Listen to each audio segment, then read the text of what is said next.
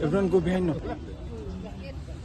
Join with no precondition, and my only condition to the Chief Ministers, ensure stability of the state and development for my constituency. I think the people are wise now, okay, taking everything to consideration.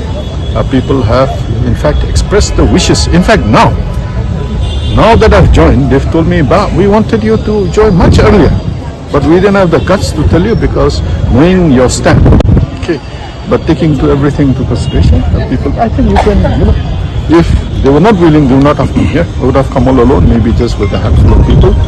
And I think when I go back, I think I'll receive a lot of complaint that why didn't we invite us also. I think that maybe we can, if agreed with the leaders of the party, we can have, a bigger occasion to, facilitate this.